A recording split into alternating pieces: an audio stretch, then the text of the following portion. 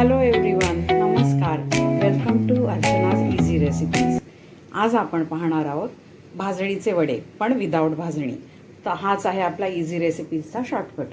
तर एकटी राहणारी मुलं किंवा अगदी आपणही, की कधी भाजणी नसते घरात तयार, तर त्यावेळेला काय करायचं, की वडे खायची इच्छा झाली तर भाजणीचे वडे कसे खायचे. तर हे घरगुती जे साहित्य आहे त्याच्यातच मी तुम्हाला दाखवते की घरच्या घरी थोड्या प्रमाणात भाजणी कशी करायची. तर सुरुवातीला हे आहे, हा कपाची साईज आहे म्हणून मी हे कप दाखवायला हे ठेवलं आहे. हे 2 कप आहे तांदूळ पीठ, अर्धा कप आहे गहू पीठ, पाव कप आहे बेसन.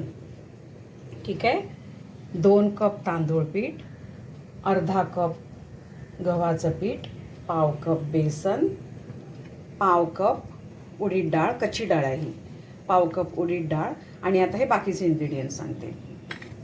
2 टीस्पून धणे, अख्खे धणे 2 टीस्पून. जर धणे नसतील तर धणा पावडरही चालेल. 1 टीस्पून आहे बडीशेप, 1 टीस्पून मेथी, 1 टीस्पून आहे जिरं, आणि एक जवळजवळ 15 काळे मिरे, आणि 1 टीस्पून मीठ, साधं मीठही चालेल, 1 टीस्पून हळद.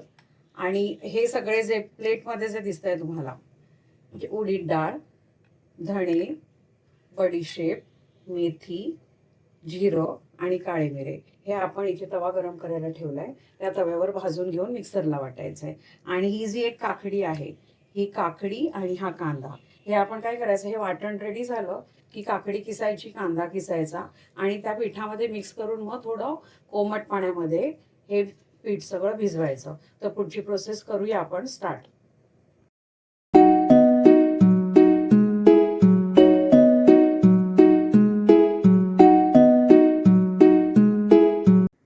गाईज, आता तुम्ही हे सगळे इन्ग्रेडियंट्स तर पाहिलेच आहेत.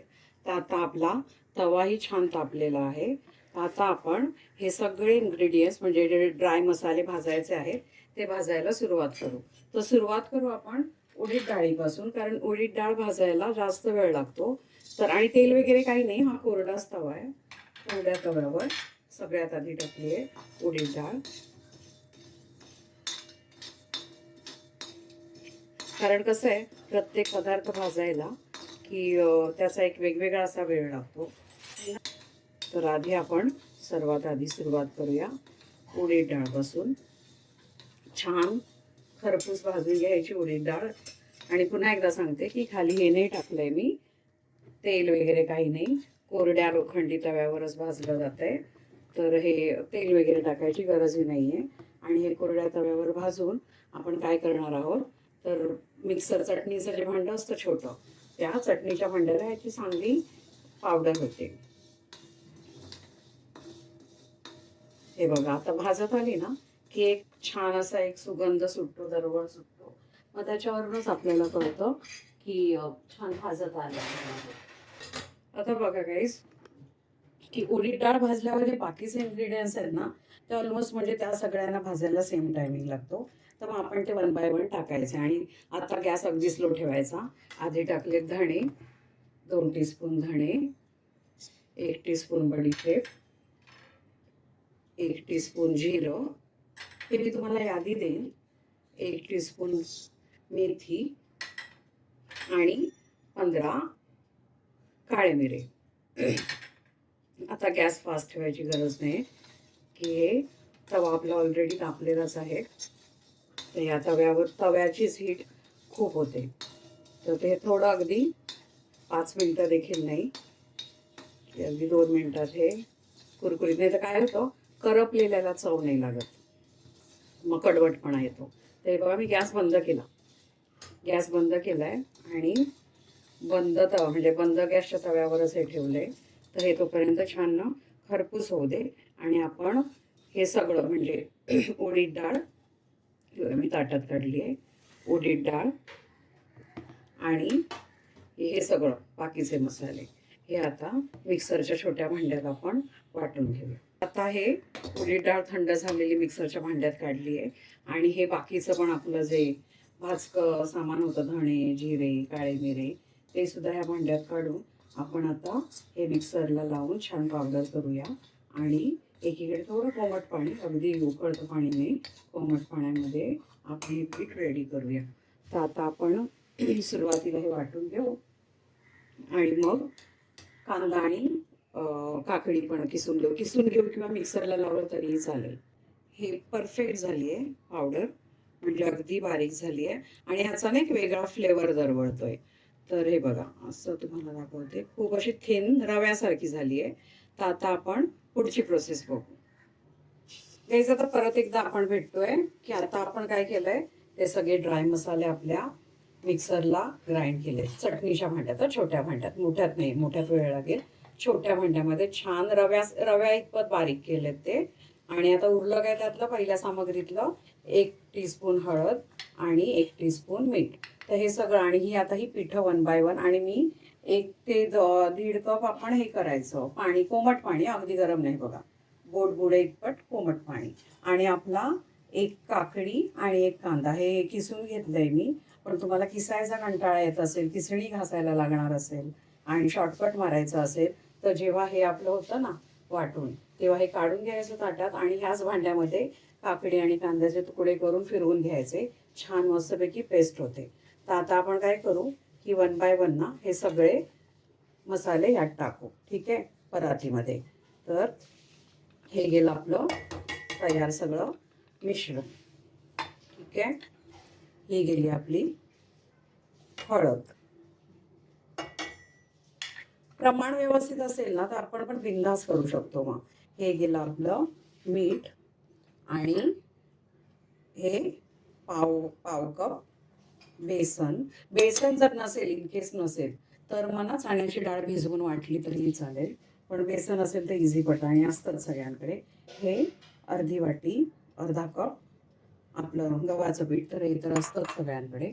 आणि आता हे मेन म्हणजे ज्याची जास्त क्वांटिटी आहे ते आपलं 2 कप तांदळाचं पीठ. ठीक आहे, आता काय करू आपण, हे सगळं आधी बघा, हे काकडी आहे ना, तर काकडीला आणि कांद्याला ना पाणी असतं. तर त्यामुळे त्याच्यात आधी अंगाच्या पाण्यात, म्हणजे हे जे काकडी आणि कांद्याचं पाणी आहे ना, त्याच्यात आधी आपण हे छान मळून घेऊया. म्हणजे कसं की खूप पातळी नको व्हायला. आणि एक 15-20 मिनटं, म्हणजे अर्धा तास ठेवला तर उत्तम आहे. की हे काय करायचं आता की मळून ठेवून द्यायचं झाकून. आणि कांदा असल्यामुळे अजून एक फायदा, आता हे कांदा आणि काकडी तुम्ही टोटली स्किप करू शकता. हे की माझं व्हेरिएशन की आमच्याकडे असं केलं जातं म्हणून मी हे दाखवलंय. पण तुम्हाला जर कांद्याचा वास किंवा काकडी, त्याचं टेक्स्चर वड्यात लागेल, हे आवडत नसेल तर totally you can skip that. पण एकदा ट्राय करून बघा, आवडेल.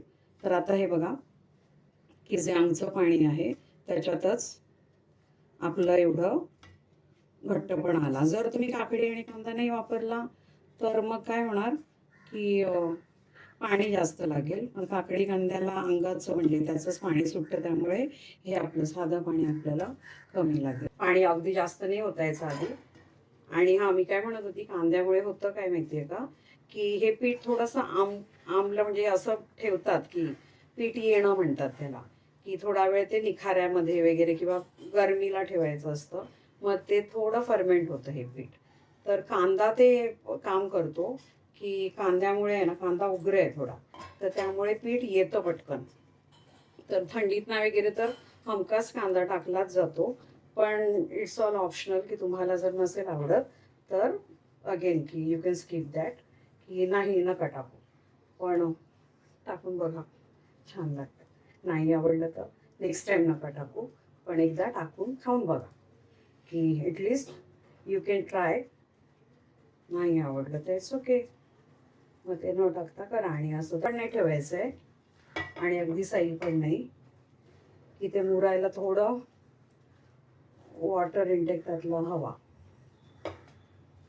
अगदी ड्राय पुरीसारखं नाही करायचं. हे बघा सर गोळा होतोय. आणि हे अगेन की माप कमी लोक असतील, एकासाठीच करायचे असतील तर माप निम्म करायचं, जे आपण दिलंय ना भाजणीचं. आणि तसं हे चहा बरोबर, परत काळ्या वाटाण्याची उसळ आणि चटणी ह्याच्याबरोबर देखील छान लागतात. आणि कोंबडी वडे तर फेमस आहेतच, चिकन ग्रेव्हीसोबत तर अल्टिमेट. पण जे व्हेजिटेरियन आहेत त्यांना उसळी किंवा काळ्या वाटाण्याची उसळ बेस्ट आहे, त्याच्याबरोबर छान लागतं. हे पहा आपलं छान हा गोळा एक संध झालाय, याला झाकून ठेवूया. हे बघ, हा ना असा इतपत, म्हणजे खूप घट्टही नाहीये आणि अगदी सैलसरही नाहीये. अगदी सैलसर असेल ना तर मग ते थापता नाही येत, वडे थापता नाही येत. त्यामुळे हा मीडियमच ठेवायचा. आणि पुन्हा पाणी लावायलाच लागतं आपल्याला.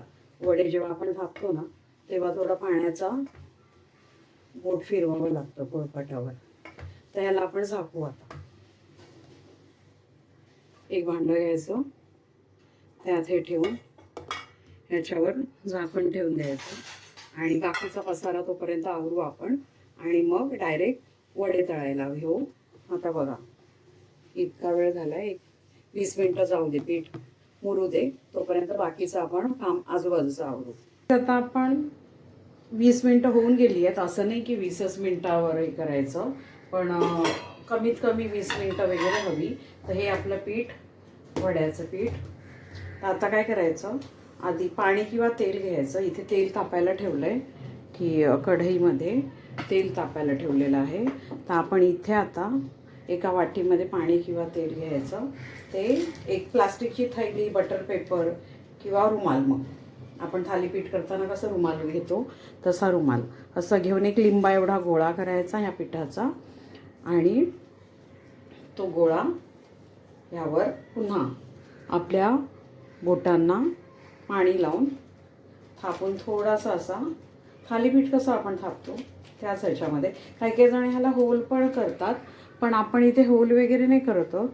तर आता हा असा वडा आहे बघा, इतपत आकाराचा, आणि अगदी जाड नाही अगदी पातळ नाही, मीडियम जाडीचा, म्हणजे मीडियम साईजचा वडा असा. आता तेल गरम झालेलं आहे आपलं, तर आपण काय करूया, तेलात डायरेक्ट हा सोडूया. ठीक आहे. आणि तोपर्यंत दुसरा वडा थापूया, की असे वडे सगळे करून मग आपण आपलं प्लेट म्हणजे ताट वाढायला घेऊ. हे बघा, तो वडा फुगला म्हणजे की परफेक्ट झालं आहे आपलं. पीठ पण छान आलं आहे. हे बघा वड्याला बघा, आता हा पफी होतो आहे. ठीक आहे. हा जेव्हा पफी होतो ना तेव्हा मग त्याला परतायचा.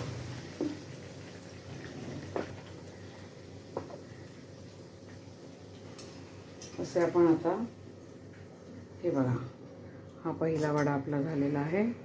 छान, मला दाखवू कसं छान हा फुगला आहे वडा. वडा फुगला म्हणजे वडा परफेक्ट झाला. तर आता आपण दुसरा वडा देखील थापूया आणि असेच सर्व, म्हणजे मला वाटतं एक 20 एक वडे ह्या एवढ्या प्रमाणात होतील, की जे माप आपण दिलं आहे पिठाचं भाजणीचं, त्यात 20 एक वडे होतील. आता अजून एक सोडूया.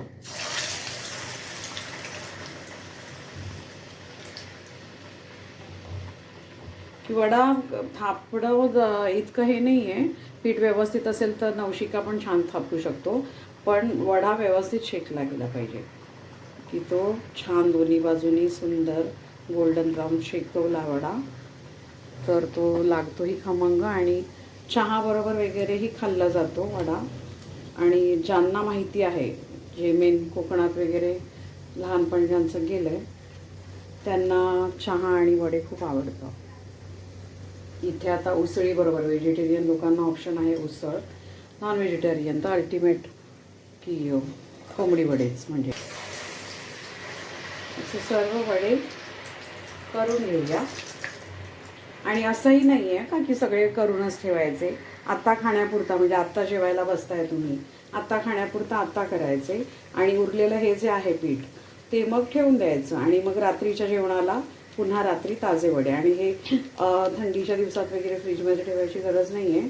पण उन्हाळ्यातनं कसं की आपण कांदा टाकला आहे आणि मग ते उन्हाळ्यातनं पीठ येतं, म्हणजे फर्मेंट होतं.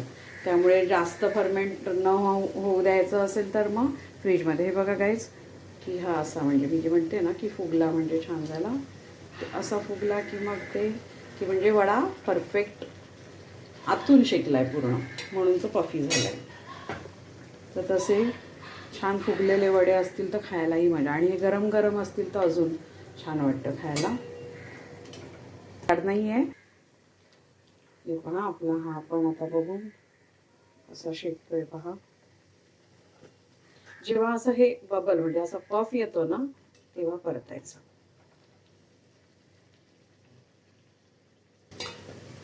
तर असे आता आपण सगळे वडे, असं फुगला पाहिजे वडा, दिसतोय वडा फुगला म्हणजे परफेक्ट झाला. काढून घेऊ.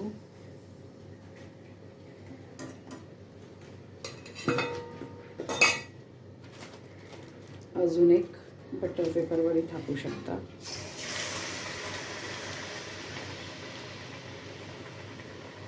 तर फ्रेंड्स, अशा प्रकारे आपले घरगुती भाजणीने केलेले भाजणीचे वडे किंवा कोंबडी वडीचे वडे रेडी आहेत खाण्यासाठी.